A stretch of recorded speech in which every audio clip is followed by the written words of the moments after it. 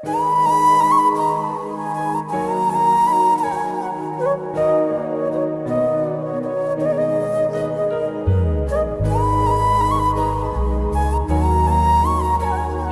शांति से मेरी बात का जवाब। जैसे हम नाच कूद लिए, अब तो हमने गाने भी बजा लिए, अब तो हम ताकतवर हो गए होंगे। अब तो गरीबी खत्म हो गई होगी, बेरोजगारी खत्म हो गई होगी, अब तो हमारे कच्चे मकान पक्के हो गए होंगे, अब तो हमारी जेब में रुपया पैसा आ गया होगा। अब तो जो है, जो जुल्म जाति अन्याय अत्याचार हमारे साथ होता है जाति के आधार पर, धर्म के आधार पर, अब तो बंद हो गया होगा। नहीं हुआ है? बंद नहीं हुआ सच में? इसका मतलब ये नाचना कूदना तो बेकार गया। खुशी में था मामला। मेरी बात समझे आप? देखो, गुलाम कितनी खुशी मना ले, गुलाम ही रहेंगे। आज इस देश में भारतीय संविधान के होने के बावजूद हम लोग गुलामों जैसा जीवन जी रहे हैं, क्योंकि हमारे पास खुश होने के लिए बहुत कुछ नहीं है, और जो कुछ हमें मिला है उसको छीनने की तैयारी दुश्मन ने बड़े जोरों शोरों पे कर ली है।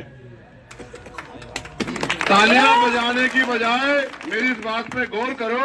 पहले सरकारी नौकरी आती थी, हर साल 10 बच्चे गांव में से नौकरी पे जाते थे, चाहे आर्मी की नौकरी हो या पुलिस की नौकरी हो या पटवारी की नौकरी हो, सेक्रेटरी की नौकरी हो, मास्टर की नौकरी हो या कोई और नौकरी हो।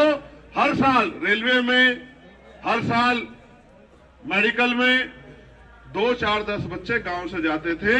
जब वो जाते थे उनको 30-40 हजार रुपए तनख्वाह मिलती थी।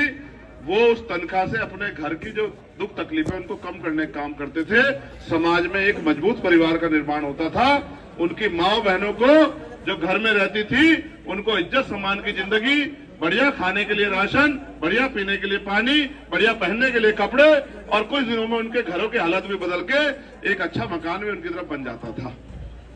जो अच्छी नौकरी और प्राप्त कर लेते थे मेहनत से, उनके यहाँ 4 पहियों 2 पहियों की गाड़ी भी आ जाती थी। लेकिन पिछले कुछ समय में तो ये काम रुक गया। जब से 10 साल से भारतीय जनता पार्टी की सरकार आई है, आपने देखा किस तरह से सारे सरकारी डिपार्टमेंट को बेच के कोडियों के भाव अडानी अंबानी को सौंपा जा रहा है।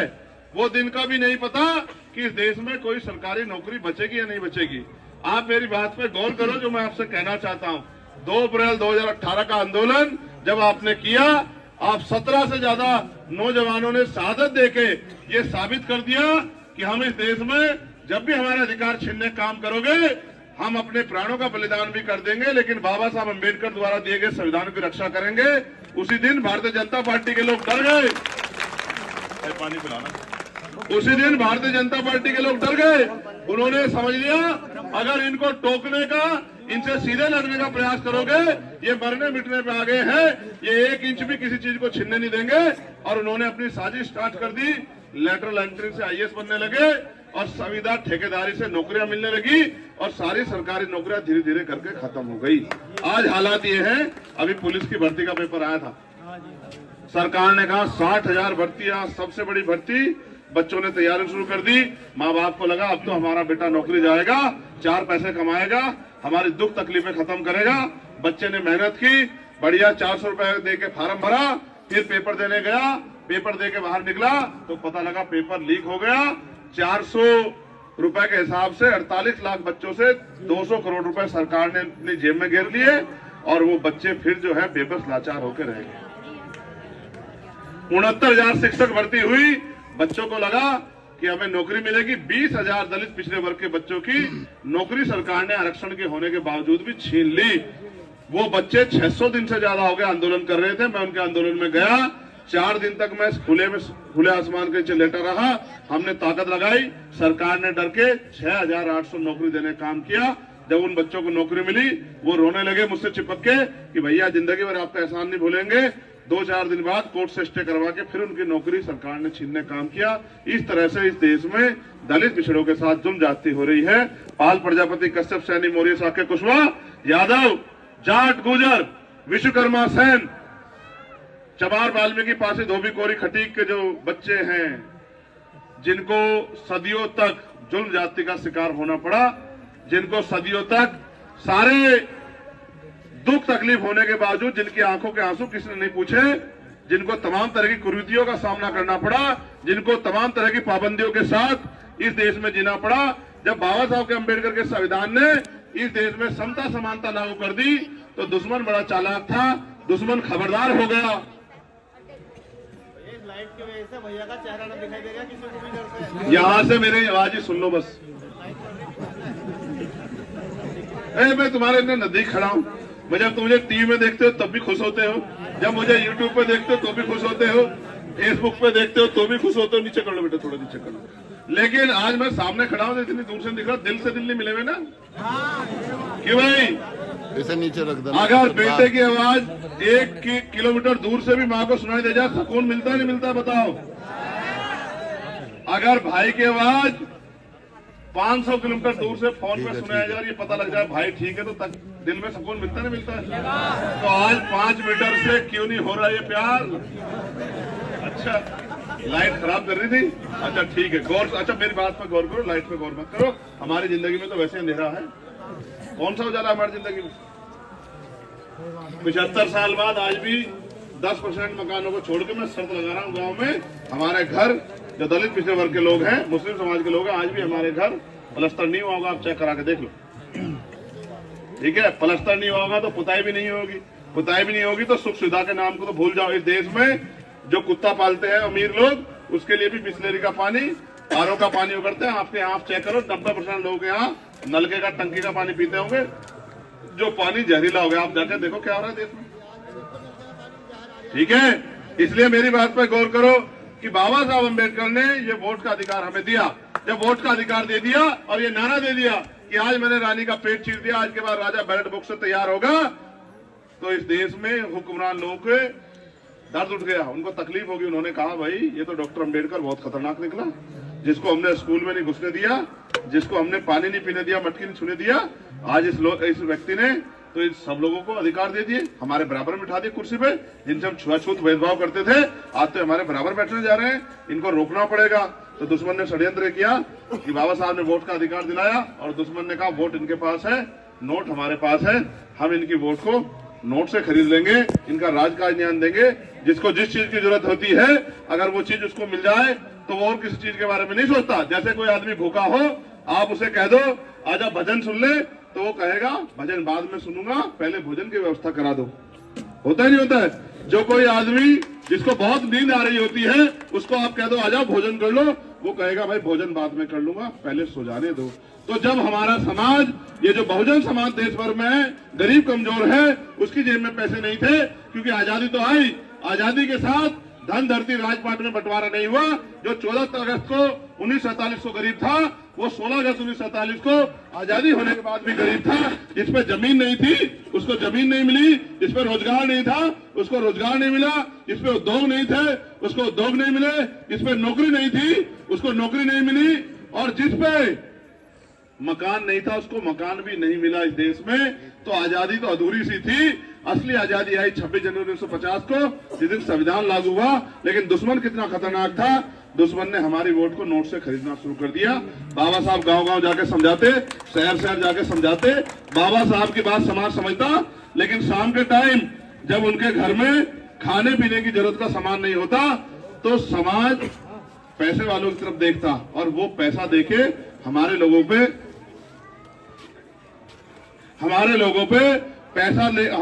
से को पैसा देके उनकी वोट को अपने पाले में करके और राज करते। बहुत सारे गांव तो ऐसे थे जहां बूथ भी कैप्चर हो जाते थे, जहां हमारे लोगों को वोट डालने की आजादी भी नहीं थी। फिर मान्यवर काशीराम साहब, जिन्होंने बाबा साहब को, जिन्होंने कभी मिले भी नहीं, बाबा साहब को देखा भी नहीं, बाबा साहब को सुना भी नहीं, एक मान्यवर दीना भाना वाल्मीकि नाम के एक कर्मचारी ने, जो आज हमारे लिए बहुत महत्वपूर्ण है, बहुत बड़े हैं, जिनका बहुत सम्मान है, उन्होंने काशीराम साहब से कहा कि साहब आप क्लास 1 के अधिकारी हो, डीआरडीओ में साइंटिस्ट हो, मैं यहाँ बाबा साहब की जयंती की छुट्टी मांग रहा हूँ, मुझे कोई छुट्टी नहीं देता, आप इस छुट्टी के लिए बोलोगे तो हमें छुट्टी मिलने लग जाएगी। जब बाबा साहब, काशीराम साहब ने बात सुनी, उन्होंने कहा ये बाबा कौन है? तो उन्होंने कहा ये बाबा वो है जिनकी वजह से आज आपने कोट पहना है। उन्होंने कहा मैंने तो कोट अपनी मेहनत से पहना है, उन्होंने कहा अब इस देश की व्यवस्था से वाकिफ नहीं हो, ये जो कोर्ट का अधिकार दिया है ये भारत के संविधान ने दिया है, और संविधान जो है डॉक्टर बाबा साहब अम्बेडकर ने लिखा है, उन्होंने अपने 4 बच्चों को कुर्बानी दी है, तब आपके तन पे कपड़े हैं। काशीराम साहब सोच में पड़ गए। काशीराम साहब ने कहा कि मैं बाबा साहब को कैसे जानूं, तो दीना भाना वाल्मीकि जी ने उनको एक किताब दे दी, जिस किताब का नाम था नेशन ऑफ कास्ट, जाति का विनाश। साहब ने उसको पढ़ा, एक रात में 3 बार पढ़े, रोने लगे, नौकरी छोड़ दी, परिवार को लिख दिया कि मेरा परिवार से कोई ताल्लुक नहीं, मेरा समाज भूखा नंगा है, मुझे इनको इकट्ठा करना है, मुझे इनको जागरूक करना है, मुझे इनकी गरीबी काटनी है, मैं नौकर बन के नहीं जीना चाहता। बाबा साहब तो मुझे मालिक बना गए थे, लेकिन आज भी मेरे देश में मैं भी नौकर, चाहे मैं क्लास 1 का अधिकारी बन जाऊं तो भी सरकार का नौकर, और चाहे मैं 4th क्लास का कर्मचारी बन जाऊं तो भी नौकर। मैं इस देश में नौकर नहीं बनूंगा, अपने समाज को हुक्मरान बनाऊंगा। गांव गांव जाने लगे, लोगों को समझाने लगे, जो पहले से किसी पार्टी जुड़े लोग थे वो उनका अपमान करने लगे। रे ये काशीराम आ गया बेवकूफ बनाने हमें, अरे वो कह रहा है कि झंडा ढालो नीला, क्या है नीले झंडे में, हम तो फलानी पार्टी को वोट दे रहे हैं, उनकी सरकार है, राजकाज उनका है, हम इसको क्यों वोट दें। काशीराम साहब माने नहीं, काशीराम साहब चलते रहे, काशीराम साहब चलते रहे, पूरे देश का भ्रमण करते रहे। धीरे धीरे समाज की समझ में आने लगा कि हमें काशीराम के साथ खड़े होकर ही हमारी गुलामी की बेड़ियां कट सकती है। जब आपने काशीराम साहब का साथ दिया तो इस प्रदेश में हम पे राजकाज भी आया। फिर 2006 में काशीराम साहब भी चले गए, इधर दुश्मन ने भी तैयारी कर ली। दुश्मन ने कहा, क्योंकि बाबा साहब की आखिरी जो भाषण था 18 मार्च 1956 का आगरा में, जब बाबा साहब ने कहा कि मुझे मेरे पढ़े लिखे लोगों ने धोखा दे दिया,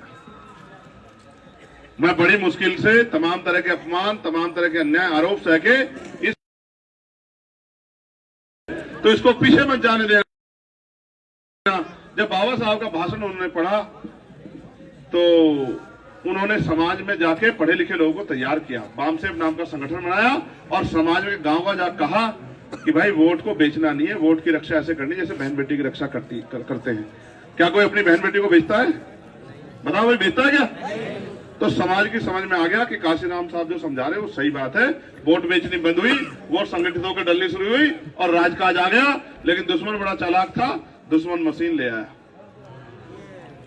उसने कहा अब इनकी वोट को ये किसी को डाल दें, हम अपने पास ही आ जाएंगे मशीन में हमारे, अब हमें इनकी वोट की जरूरत नहीं, ना हमें पैसे देने।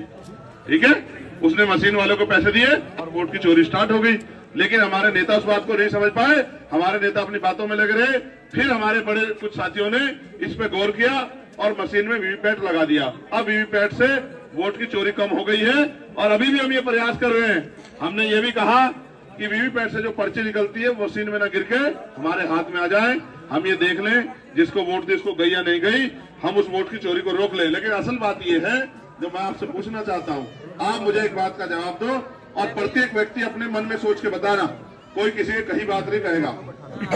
आप इस देश में तमाम तरह की बीमारियों से पीड़ित हैं, तमाम तरह की तकलीफों से पीड़ित हैं। उन तकलीफों के लिए आप डॉक्टर के पास जाते हो, हर डॉक्टर जब भी आप जाते हो नई दवाई बदल के दे देता है। 75 साल हो गए आपको डॉक्टर से दवाई लेते हुए, आपको आराम नहीं लगा। अब आप क्या करोगे? डॉक्टर बदल देंगे। क्या करोगे? जोर से बताओ, डॉक्टर बदल देंगे। सब लोग बताओ, दोबारा समझ लो। आपको कोई बीमारी हुई और आप डॉक्टर के पास चले गए, आपने डॉक्टर को पैसा भी दिया, समय पे दवाई भी खाई, दोबारा गए, डॉक्टर ने दूसरी दवाई बदल दी, आपने फिर पैसा दिया, समय पे दवाई खाई, फिर भी बीमारी ठीक नहीं हुई, आप तीसरी बार गए, उसने फिर दवाई ली, पैसा लिया, आपने दवाई टाइम पे खाई, फिर बीमारी ठीक नहीं हुई। ऐसा आपने बहुत बार किया और आपकी बीमारी ठीक नहीं हुई। अब आप क्या करोगे? डॉक्टर बदल देंगे। तो बस मैं आपको यही कहना आया, चंद्रशेखर भैया, चंद्रशेखर भैया, मैं आपको नहीं कहना है कि इस बार डॉक्टर बदल लो, आपकी सारी बीमारियों को जड़ तक काटने का काम चंद्रशेखर आजाद कर देगा। यू ही कहने के लिए बस मैं आपके गांव में आया। सुनो भाई, बात सुनो। देखो एक बात मुझे आपसे कहनी है, ओमपाल जी कह दूं, देख लो भाई, देखो ये बेटे, ये मेरे छोटे भाई, ऐसा नहीं। अगर फोटो खींच के जिंदगी बदलती तो बाबा साहब की मूर्तियां लगी हमारे यहाँ, फिर भी हम भूखे नंगे हो रहे हैं।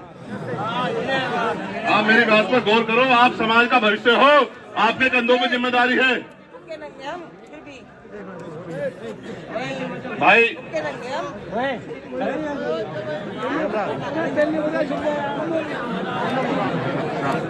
भाई ये आपस में बात मत करो। ये क्या करे तुम लोग खड़े होके? छोड़ दो ये, इसको छोड़ो। ये इनसे बात करो बेटा, इनसे बात करो।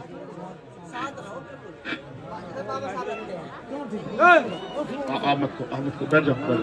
हम अपने काम पे ध्यान दे रहे, तो हमें आप इसमें मत जाओ। देखो भाई, कोई ना कोई महापुरुष तो हमारे कह के गए होंगे कि शराब पिया करो। कोई तो कह गए होंगे, बाबा साहब कह गए होंगे, सतगुरु रविदास जी कह गए होंगे, सतगुरु समनदास जी, कोई तो कह गया होगा। नहीं, हमारे लोग इतने बेवकूफ थोड़ा ही कि भाई, कोई तो कह गया होगा। दुश्मन बहुत चालाक है। वो शराब के ठेके तो खोल रहे हैं हमारी बस्ती में, और स्कूल खोल रहे हैं वहां उनकी बस्ती में, और हॉस्पिटल भी खोल रहे हैं उनकी बस्ती में। ठीक है, हमारी बस्ती में खोलता है ठेके। जो कुछ कमावे चुपचाप जाकर उनको दे आवे, और फिर हमारे बच्चे भूखे नंगे रहे देश में। चलो काम की बात सुनो भाई, मेरी बात सुनो। ये बात कह रहा हूँ, मैं पहली बार कह रहा हूँ। ओमपाल जी यहाँ बैठे सीनियर, और ये बैठे हैं हमारे धर्मपाल जी, और जिला अध्यक्ष जी बैठे। भाई यहाँ कई कितने साल कहीं आपकी नाक झुकण दी? ईमानदारी से बताइए, आप अपने दिल पे हाथ रखे। जुल्म बताओ जहां जाके ना लड़ाओ। कोई बताओ किसी के साथ, गरीब के साथ हुआ हो जहां जाके ना लड़ाओ। 16 महीने जेल भी काटी, जो भी मुसीबत आई सारी का सामना किया। कभी आपसे नहीं कहा कि डर गया हूं, लेकिन आज मैं महसूस करता हूं कि जहां नेता सीबीआई, ईडी, इनकम टैक्स से डर के घर में बैठ गए, मुकदमे जेल से डर के बैठ गए, वहां मेरे ऊपर गोली भी 4 चला ली। अब भी मैं जिंदा हूं। आज मेरी समझ में बात कुछ दिन पहले आ गई थी कि जब तक हम पर राजकाज नहीं होगा, हम अपने लोगों का कोई भला नहीं कर सकते। क्योंकि जब तक राजनीतिक शक्ति हमारे हाथ में नहीं होगी, हम अपने लोगों के लिए कुछ भी नहीं कर पाएंगे। तो मैं आपसे कह रहा हूं, दुश्मन के इसमें हिस्ट्री है चंद्रशेखर आजाद की, उसने दुश्मन की गोली से मरने से अच्छा अपने लोगों की अपनी गोली से मरना ज्यादा अच्छा माना। मैं बस आपको ये कह रहा हूं, अगर आप मेरा साथ नहीं दे सकते तो फिर इससे बढ़िया कि वो मुझे गोली मारे, इससे बढ़िया आप मुझे गोली मार दो। क्योंकि मैं जीते जी आपको इस गरीबी बेबसी में देख नहीं पा रहा, और आपके ऊपर जो जुल्म हो रहा है उसको मैं बर्दाश्त नहीं कर पा रहा। ये मेरी तकलीफ है।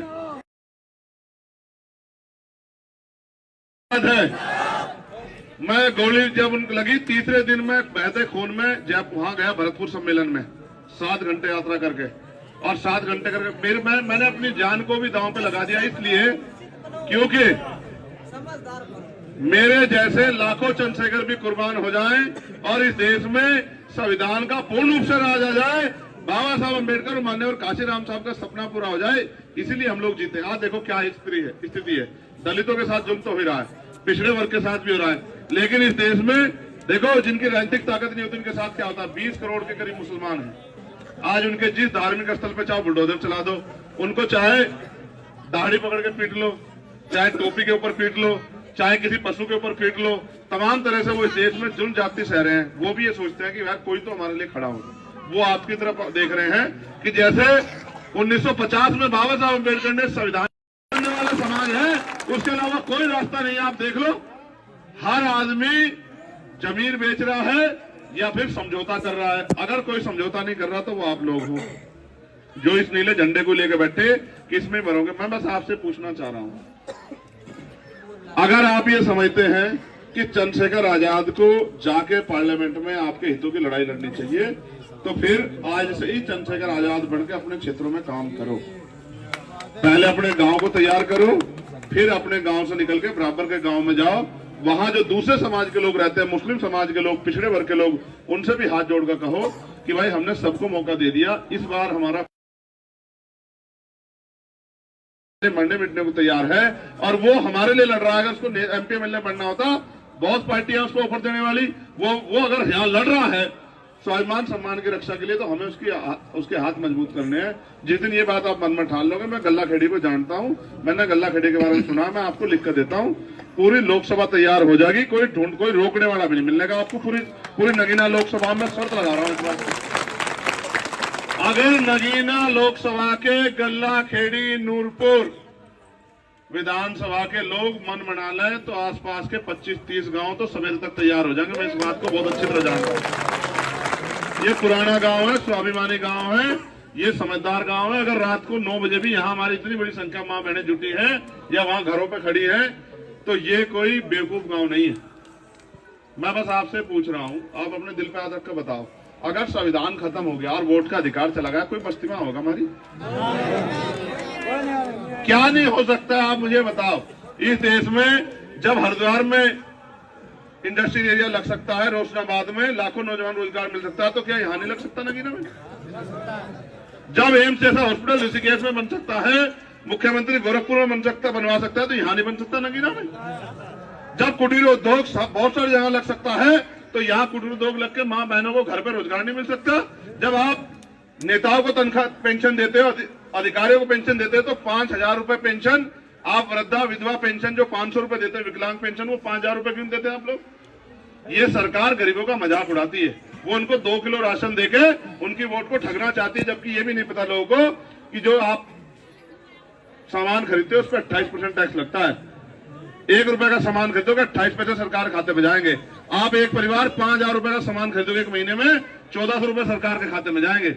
आपका ही पैसा आपको देके 200-400 रुपए का राशन देके आपकी वोट को लूटने का काम भारतीय जनता पार्टी के लोग कर रहे हैं। हमारे लोगों को समझ नहीं पाता। 350 रुपए का सिलेंडर 1150 रुपए कर दिया नहीं कर दिया बताओ? 45 रुपए वाला पेट्रोल 100 रुपए का कर दिया, और अभी 2-2 रुपए घटा दिए। चुनाव खत्म होगा, आपकी खाल खींच के ले लेगा मोदी पैसे, 10-10 रुपए बढ़ा। याद रखना मेरी बात को, अगर 10 रुपए नहीं बढ़े पेट्रोल डीजल पे, तो आप मुझे पूछ रहे हो चुनाव के देश को बेच के भाग जाएंगे और हम इस देश में कर्ज में चले जाएंगे अंग्रेजों के। आप इस बात को समझ लो। मैं आपको ये कह रहा हूं, देखो गाड़ी चल रही बहुत तेज। इस देश में इतिहास गवाह, जब भी इस देश को गुलाम बनाने का प्रयास किया गया, तब तक आप लोगों ने इस देश के को बचाने के लिए लड़ाई लड़ी। इतिहास इस बात का गवाह है, ठीक है। आज मैं आपको पूरी जिम्मेदार से कह रहा हूं, यहाँ सब समाज के लोग खड़े हैं। इस देश में चमार रेजिमेंट बनी थी, आप पता कर लेना। द्वितीय विश्व युद्ध में जर्मनी की हिटलर को डरपोक समझने लगे हो, ठीक है। हम पहले दिन से इस देश में चमार रेजिमेंट बहाल करवाने के लिए आंदोलन चलाओगे। मेरी बात को आप याद रखना, ठीक है। आप अपनी हैसियत को समझो। इस देश में दलित पिछड़े वर्ग के लोग गुलाम नहीं है, इस देश में मुस्लिम गुलाम नहीं है। और मैं आपको चैलेंज कह रहा हूं, याद रखना मेरी बात को। ये बाबा साहब की स्टैचू लगी है और ये हमारे तमाम सम्मानित नेता, मैं तो सबका सम्मान करता हूं, क्योंकि उन्होंने अपना काम जिम्मेदार से किया है। भाई मैं तो खून उठा रहा हूं, मुझे क्या कह रहे। मैं आपको ये कह रहा हूं, जो सदगुरु महाराज तस्वीर लगी है, मैं आपको वचन दे कह रहा हूं, एक अकेले चंद्रशेखर आजाद को रोकने के लिए पूरे सब लोग इकट्ठे होकर लग रहे हैं। उसका एकमात्र कारण ये है क्योंकि ये प्राइमरी स्कूल के हेडमास्टर का बेटा, किसी धन्ना सेठ का बेटा नहीं, और ये कोई करोड़, यही डर है पैसे वालों को। आप ये बताओ, ये अमीर आपके, अगर आपका हित चाहते तो क्या इस देश में कोई गरीब रहता? कभी चुनाव के बाद आके पूछा उन्होंने कि बेटी की शादी के लिए पैसे चाह गया? कभी पूछा बच्चे को इलाज खातिर पैसे चाह गया? फिर आपके फटे कपड़ों देख कर हंसने वालों को आप अपना नेता मत मानो। ये पैसे वाले लोग अगर हमारे अपने होते तो इस देश में कोई भी गरीब नहीं रहता, कोई भी परेशान नहीं रहता। मैं नौजवानों को कह रहा हूं, मोटरसाइकिल है, हेलमेट लगाओ, बराबर के गांव में जाओ, पहले हर घर को जा जाकर तैयार करो, हाथ जोड़ने सीखो। राजकाज ऐसे नहीं मिलता।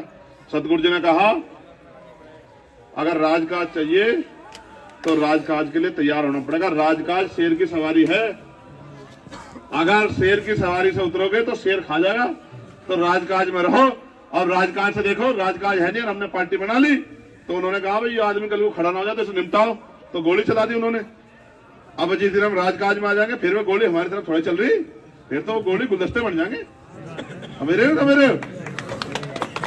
इसलिए मैं आपसे अपील कर रहा हूं, अगर आप चाहते हो कि इस देश में सदगुरु रविदास जी महाराज का बेगमपुरा राज का सपना पूरा हो, कि ऐसा चाहूं राज में जहां मिले सबनु अन्न और छोटे बड़े सब संबसे रविदास रहे प्रसन्न, ऐसा राज जहां कोई छोटा बड़ा ना हो, जहां कोई ऊंच नीच ना हो, भेदभाव ना हो, किसी बहन बेटी का अपमान ना हो, किसी माँ की आंख में आंसू ना आए, किसी को खाने के लिए अन्न की, तन ढकने के लिए कपड़े की, सर ढकने के लिए छत की दिक्कत ना हो, ऐसा राज जहां सब लोग बराबर हों, जिस राज को सदगुरु महाराज ने नाम दिया बेगमपुरा राज। बेगम का मतलब होता है बिना गम का राज, जहां कोई छोटा बड़ा ना हो, सब खुशहाल हो, ऐसा राज लाने के लिए अपनी राजनीतिक ताकत बनाओ।